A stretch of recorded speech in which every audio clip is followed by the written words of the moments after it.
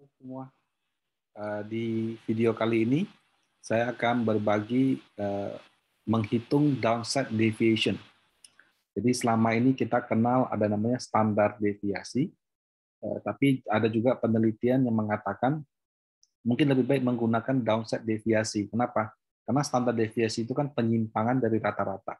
Ya, penyimpangan itu bisa aja rata-ratanya 10, dia plus 20, bisa juga dia minus 20. Padahal kalau kita bilang resiko itu kan harusnya minus 20.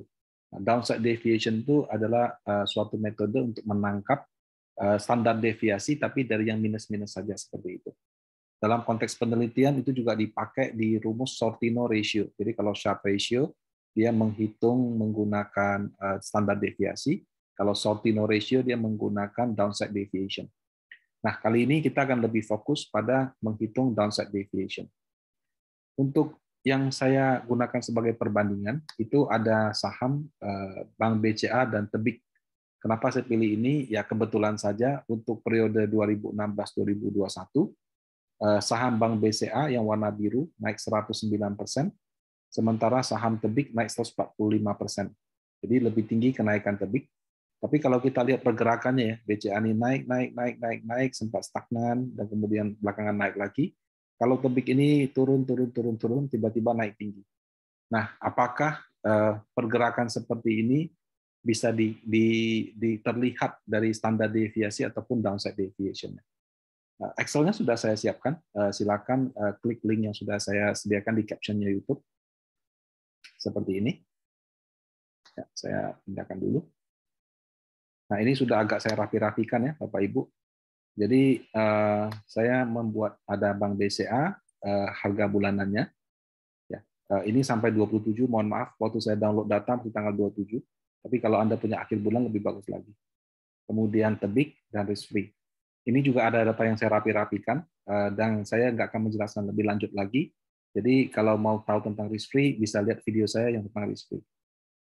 Nah, sekarang kita untuk menghitung standar deviasi dan downside deviasi, saya sudah siapkan kolom-kolomnya. Ya. Untuk standar deviasi sudah saya bahas beberapa kali, jadi saya cepat aja. Pertama, return BBCA, return Tebik. Sama dengan ini bagi ini, min 1. Format tidak penting ya, kalau keluarnya koma-koma nggak masalah. Nah, di sini kemudian standar deviasi, kalau BBCA, Tebik, sama dengan standar deviasi FA. FA itu sampel, kalau P itu populasi. Saya selalu menggunakan sampel. Di sini, kalau Tebik, kalau Excel-nya sudah jago, tarik aja sini, copy ke samping ya. Nah, kalau diklik, dia sudah pindah. Tadi yang di BCA, sekarang pindah ke sini. Nah, kemudian karena ini bulanan, kita setahunkan, sama dengan ini kali 12 pangkat 0,5. Ini juga sudah saya bahas di video-video yang lain, jadi kembali lihat aja yang lama ya. Nah, sekarang kalau mau menghitung downside deviation, kita harus menentukan namanya minimum acceptable return. Minimum acceptable return itu adalah tingkat return yang kita syaratkan sebagai benchmark atau standar untuk menghitung namanya downside risk. Jadi saya bisa menamakan yang namanya downside risk itu adalah harus yang positif aja. Kalau dia negatif nggak masuk. Jadi di sini saya menggunakan 0%.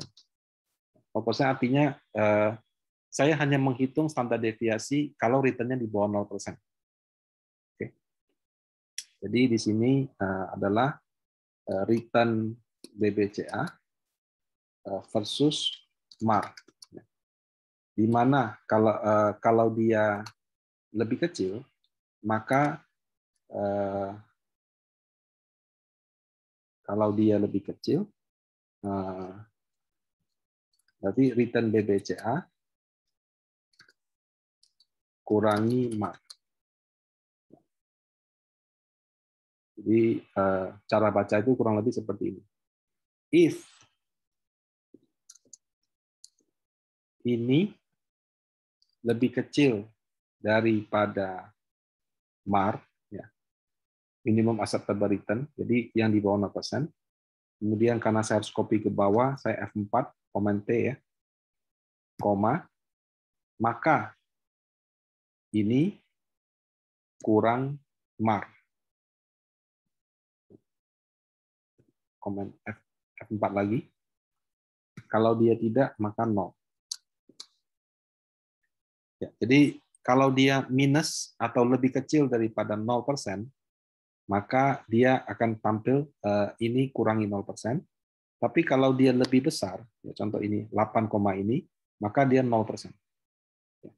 Jadi standar deviasi itu dia mau coba untuk single out yang minus-minus saja, downside deviation. Kita copy ke bawah. Oke.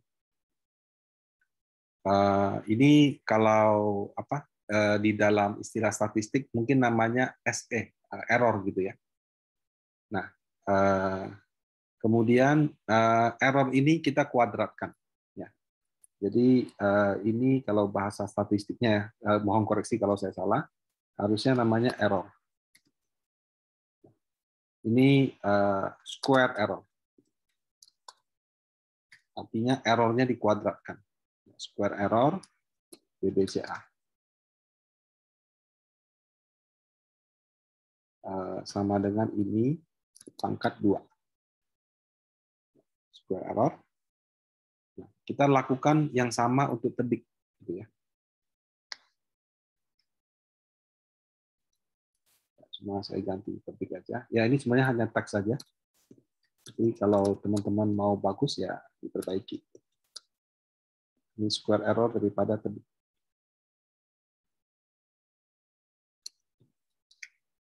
Oke. Nah, minimum acceptable return ketika kita membandingkan reksadana, membandingkan saham harus sama, jangan pakai yang beda. Karena kalau kita pakai yang beda itu menjadi tidak sebanding. Jadi jangan pakai BBCA 0%, tebik 2% gitu. Harus sama. 2 ya 2, 1 ya 1, 0 ya 0. Nah, ini sama juga kayak tadi. If tebik lebih kecil daripada absolute return, oke, maka tebik return tebik dikurang ini acceptable return, kalau tidak dia 0. Oke. Nah, ini pangkat 2.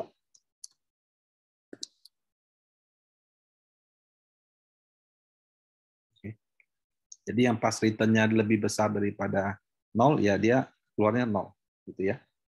Nah, kalau dalam bahasa statistik ada namanya sum square error. Sum square error ya ini kan square error. Kita jumlahkan gitu. Sama dengan sum daripada sum square error BCA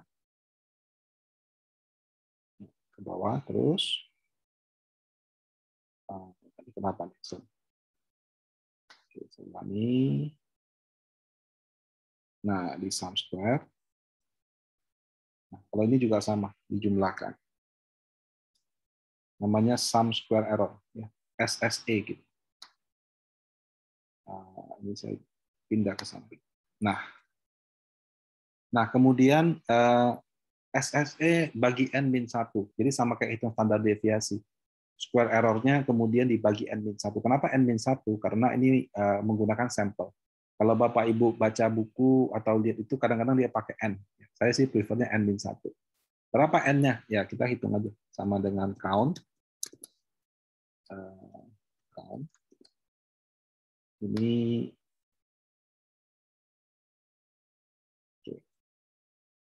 ada total 60 data.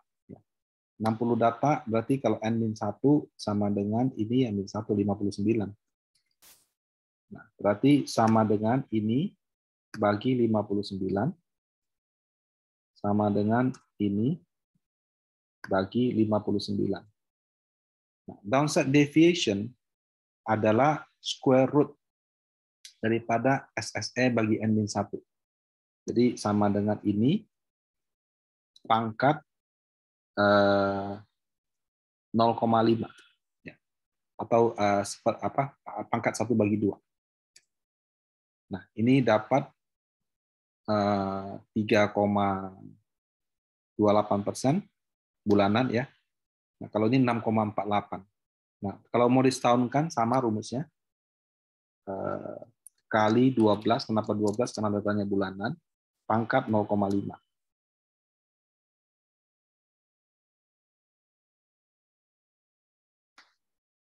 Nah, jadi kita sudah dapatkan kalau untuk standar deviasi atau total risk BCA adalah 18,79%. Compare to tebik ya, dibandingkan tebik 47,57. Berarti bank BCA resikonya lebih kecil daripada tebik. Nah, kalau kita cuma menghitung resiko pada saat turun saja, jadi downside risk-nya aja, BCA 11%, tebik 22%. Ya kalau kita lihat cukup jauh ya, maksudnya 47 dengan 22, 18 dengan 11. Berarti kan kalau BCA ini ya naiknya iya, turunnya juga iya. Nah, kalau si tebik ini deviasi yang naiknya 47, turunnya 22. Sesuai grafik tadi kita lihat. Jadi dia mungkin tiba-tiba naik banyak. Jadi pada saat naik banyak ini standar deviasinya tambah tinggi, tapi standar deviasi yang positif. Sementara BCA ya segini saja. Jadi antara naik dan turun dia berimbang. Tapi kalau tebik ini lebih banyak standar deviasi pas naik. Walaupun demikian tetap dia masih lebih besar daripada bank BCA. Jadi kalau kita mengurutkan, misalnya saham paling beresiko dari yang paling tinggi ke paling rendah, berdasarkan standar deviasi dan berdasarkan downside deviation, urutannya masih sama. Kalau teman-teman berminat untuk membuat penelitian, misalnya apakah bisa menghasilkan urutan yang berbeda, atau misalkan ada nggak sih yang standar deviasinya downside-nya kecil, kebanyakan upside, yang nggak apa-apa juga, ini bisa menjadi suatu referensi yang menarik. Ya, ini kan 47 sama 22. Berarti kan lebih kurang dari setengahnya itu downside. Kalau BCA itu hampir setengahnya downside. Jadi dia ya naik turun seimbang seperti itu. Nah, downside risk itu tadi saya katakan bisa dihitung menggunakan minimum acceptable return yang absolut. Jadi misalnya saya 0%. Bisa juga saya menggunakan targetnya risk free. Jadi yang saya masuk dengan return yang downside adalah kalau returnnya bukan di bawah 0, Pak, tapi di bawah risk free. Nah, risk free-nya berapa di sini? Risk free-nya di sini kan saya pakai yield zone 10 tahun. Nah, jadi saya sama dengan saya rata-ratakan. Ini sudah dalam ini angkanya harusnya 7% gitu ya. Tapi karena pas saya download dari investing.com dia masih begini, kita nanti angkanya kita bagi 100. Oke. Bagi 100. Jadi angka tadi. Jadi kalau surat hutang negara itu 7% per tahun. Karena ini semua bulanan, kita bagi lagi 12. 5,9. Jadi kita samakan. Nah, kalau misalkan Anda menghitung downside risk dengan risk free, maka yang ini, ya, MAR-nya ini, yang kita kurangin bukan atas, tapi yang bawah. Sini. Sama juga, yang ini juga begini. Anda kurangi yang di sini.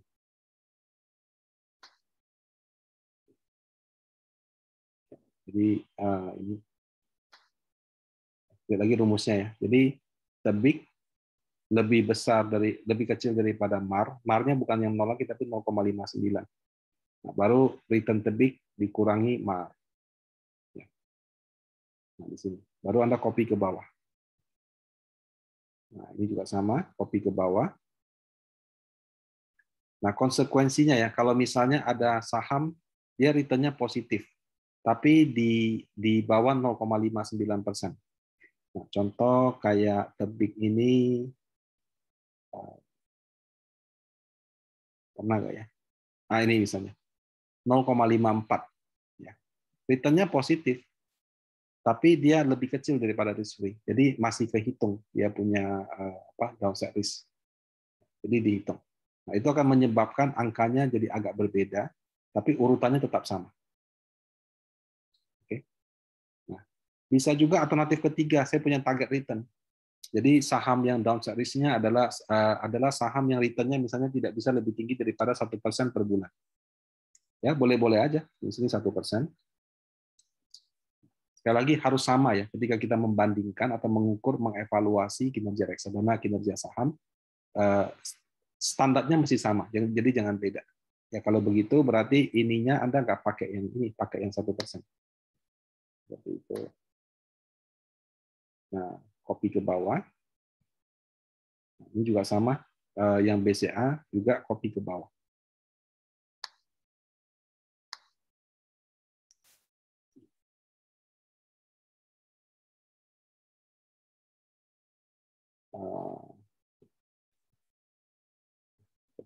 Semakin tinggi target return-nya, downside risk-nya juga semakin besar. Misalnya contoh saya set 4%. 4% kan besar sekali. Nah, di sini angka downside risk-nya lebih tinggi daripada standar deviasi. Kenapa? Karena kita set standar tinggi sekali. Kalau dia di bawah 4% sebulan dianggap nggak kerja atau negatif gitu. Nah, sementara standar deviasi itu cuma penyimpangan dari rata-rata. Ya. Jadi ini. Nah, kalau misalkan dalam konteks membuat penelitian, menurut saya namanya juga downside ya.